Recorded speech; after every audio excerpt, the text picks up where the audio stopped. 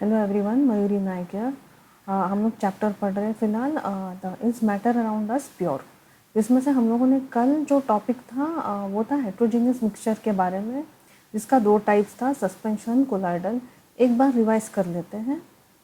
तो सस्पेंशन में क्या पढ़ा हम लोगों ने? Particles are visible, it's heterogeneous, means it's non uniformly composition है। फिर जब लाइट पास होगा तो Tyndall effect will be seen, क्योंकि जो पार्टिकल्स हैं वो हम लोग ने जब डिजोल्व किया तो वो मूवमेंट हो रहा था, लेकिन जैसे वो सेटल होगा तो Tyndall effect will B absent. Particles can be, it is a heterogeneous mixture. The particles can be seen by naked eyes, Tyndall effect seen, and it can be separated by filtration. फिर colloidal में हम लोगों ने common example लिया था, वो है milk. तो पार्टिकल्स इसमें क्या होता है, नॉट विजिबल तो है, बट इतना भी वो छोटा नहीं है कि वो एक लाइट स्कैटर नहीं कर पाएगा, तो इसमें टिंडल इफेक्ट होता है। फिर ये कितने चीज़ों का बना है, फैट, प्रोटीन, इसके लिए हेट्रोजीनियस है कि मानो अगर यहाँ से थोड़ा तुम लोगों ने सॉल्यूशन लिया, यहाँ से लिया, तो हो सकता है कि फैट मॉलिक्यूल्स यहाँ पे ज़्यादा है, यहाँ पे कम है, तो ये भी अनइवनली डिस्ट्रीब्यूटेड है पार्टिकल्स इसके। फिर the mixtures are in which microscope में dispersed insoluble particles is one substance that are suspended in another substance known as dispersion medium. It is heterogeneous, particles are small, they cannot be seen by naked eyes. Tyndall effect is observed and they do not settle down. It needs to be separated by special technique called centrifugation. फिर ये पढ़ा था हम लोगों ने disperse phase. The substance which is dispersed as a very fine particles are known as disperse phase. Dispersion medium means जो large substance जो large quantity में है उसे डिस्पर्शन मीडियम बोलते हैं। और ये रहा कुछ एग्जाम्पल्स। अभी चलिए आगे के टॉपिक पे चलते हैं। आगे का टॉपिक ये है separating the components from the mixture. अभी ये डे टू डे लाइफ में ही हम लोगों ने ये सेपरेशन ऑफ द कंपोनेंट किया होगा। जैसे घर में ये देखिए, सेपरेशन ऑफ पेपर एंड जीरा, इसे और ये पहले ये दो देख लीजिए।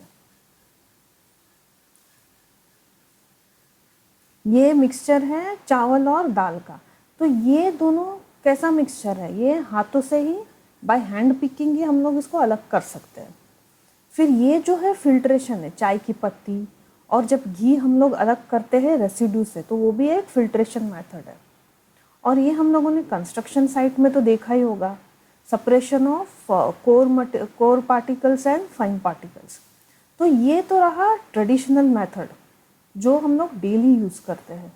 अभी कुछ ऐसे भी सब्सटेंस हैं जिसमें कुछ स्पेशल टेक्निक्स चाहिए होता है, तो आइए वो देखते हैं आज। Separation by evaporation. अभी ये तुम्हारे एनसीईआरटी टेक्स्ट बुक का ही एग्जाम्पल है कि इंक और पानी को अलग किया, सेपरेशन बाय इवेपोरेशन, जिसमें हम लोगों ने इंक लिया है। इंक क्या है? इंक बेसिकली एक डाई है। तो अभी इसको अगर अलग करना है तो कैसे करें? तो यहाँ पे ही दिख रहा है तुम लोगों को कि बीकर में पानी लेके उसके ऊपर एक वॉच ग्लास है, वॉच ग्लास के अंदर रखा है इंक।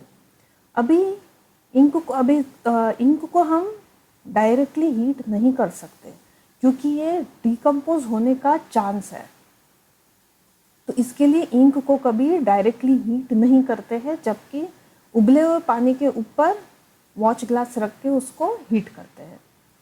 तो अभी पानी तो बॉईल होने लगेगा 100 डिग्रीज पे, और उसके साथ ही साथ ये जो इंक का सॉल्यूशन है ये भी हीट होने लगेगा। फिर इसमें से क्या होगा, धीरे से जो पानी के जो वेपर्स हैं वो तो एपरेट हो जाएंगे और नीचे क्या बचेगा, इंक डाई। तो ये मतलब थोड़ा सॉलिड फॉर्म में दिखेगा, तो बचा क्या था वहाँ पे, वो है dye. So this is the separation of evaporation. We can separate the volatile component from its non-volatile. अभी यहाँ पे volatile component क्या है, पानी, जब वो इंक डाई से वो जब वेपरेट हुआ तो बचा क्या, सोल्यूट, जो कि नॉन वॉलेटाइल है। जो डाई है वो बच गया, वो वेपरेट नहीं हो पाया।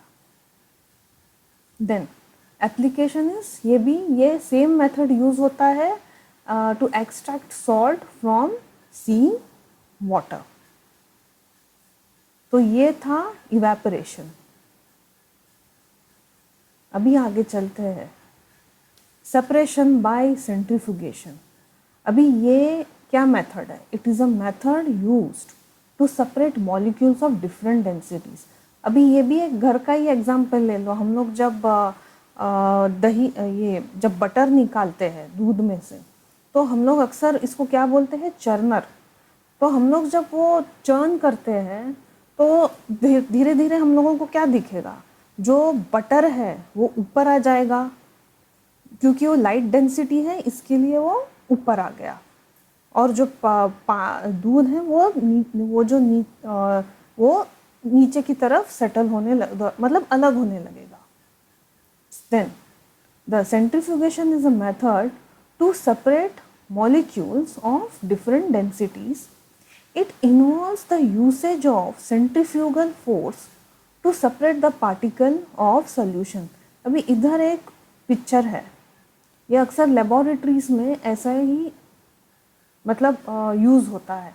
अभी एक टेस्ट ट्यूब में एक सोल्यूशन लिया, जिस सोल्यूशन को हमको सेंट्रीफ्यूज करना है, और जब ये मशीन में रखा तो ये बहुत तेज़ी से चलेगा। बहुत तेज़ी से चलने से जो डेंसर पार्टिकल है वो नीचे सेटल होगा और जो लाइटर है वो ऊपर फ्लोट हुआ दिखाई देगा। लेकिन ये जो हम लोग घर में जो यूज़ करते हैं, जिसको चर्नर, जो ट्रेडिशनल मेथड है, इसमें भी सेंट्रीफ्यूगल फोर्स होता है।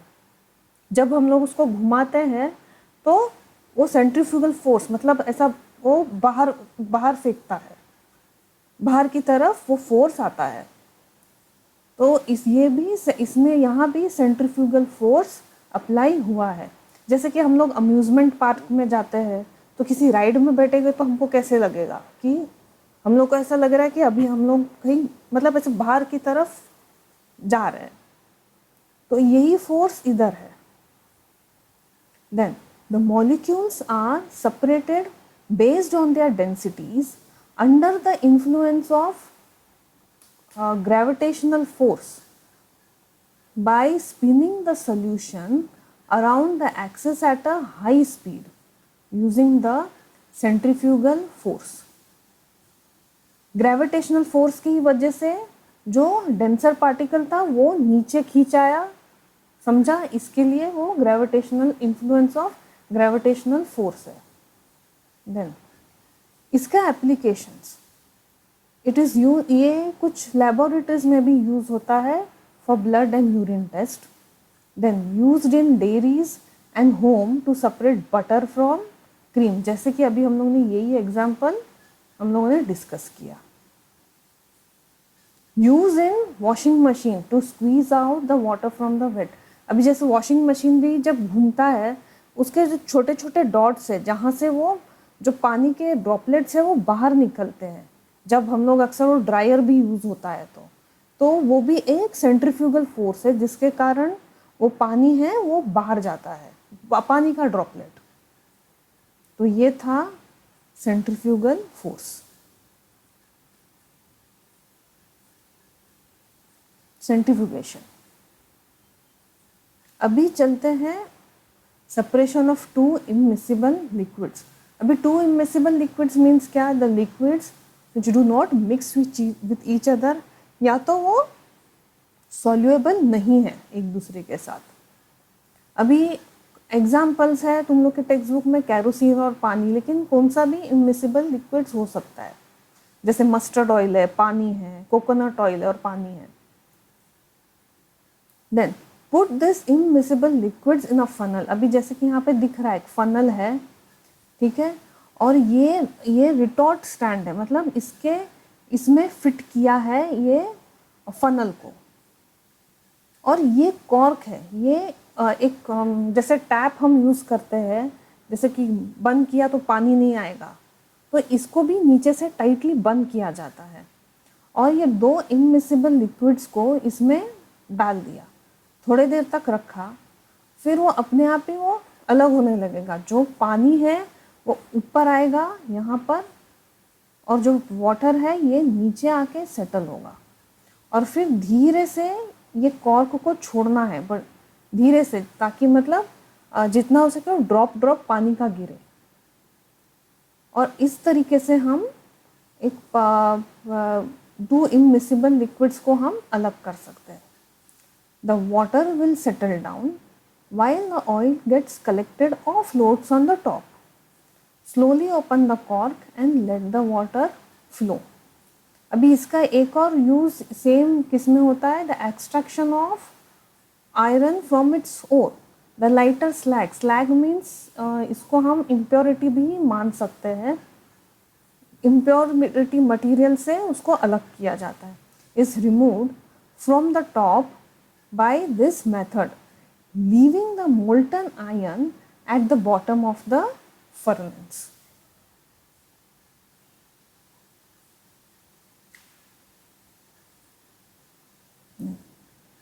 Separation by sublimation.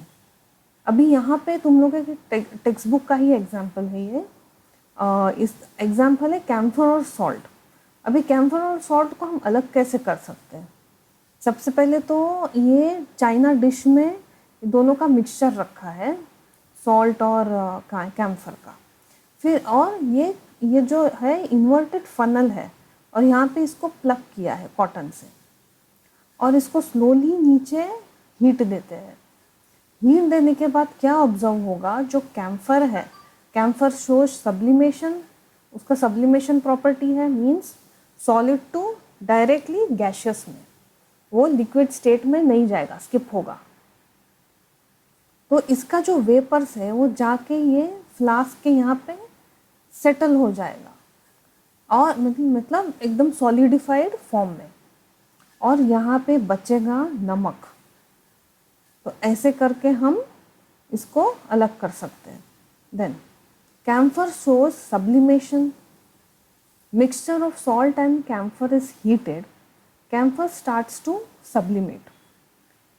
It will settle in the inner part of the funnel and will solidify to form a residue, and the salt remains in the dish. Then to separate the sublime application, to separate the sublimable volatile component from non-sublimable impurity. इसमें sublimable क्या है? Camphor, और non-sublimable है salt. तो एक बार ऐसा ही रिवाइज करें। Separating the components from the mixture. पहला था सेपरेशन बाय इवेपोरेशन, मीन्स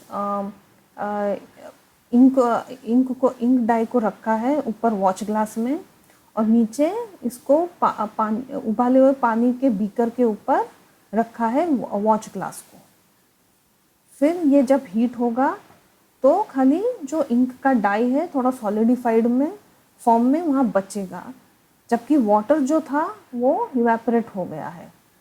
तो we can separate the volatile component that is solvent from non volatile substance that is solute. इस इंक को हम डायरेक्टली हीट नहीं करते हैं क्योंकि वो डिकम्पोज होने का उसका चांस है। Then application use to extract salt from the sea water. फिर ये है सेंट्रीफ्यूगेशन। ये मेथड यूज होता है to separate the molecules of different densities. Then इसमें सेंट्रीफ्यूगल फोर्स अप्लाई होता है to separate particles from the solution. Then the molecules are separated on the basis on their densities under the influence of gravitational force. Gravitational force की वजह से क्या है, जो denser molecules है वो नीचे आ जाएगा, जो lighter है वो float होगा ऊपर।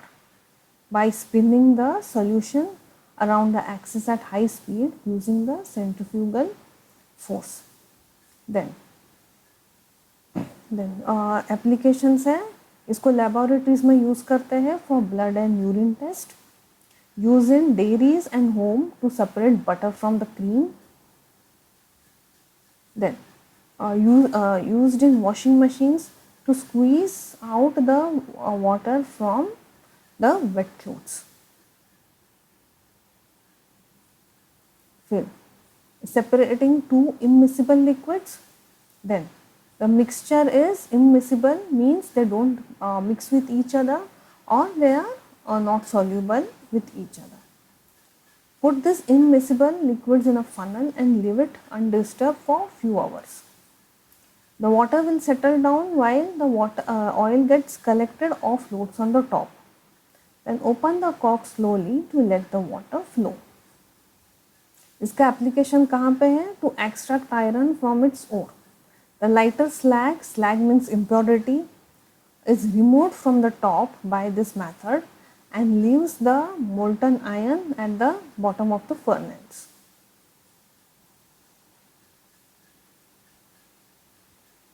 फिर ये था सेपरेशन बाय सब्लिमेशन. कैम्फर जो है वो सब्लिमेशन प्रॉपर्टी बताता है.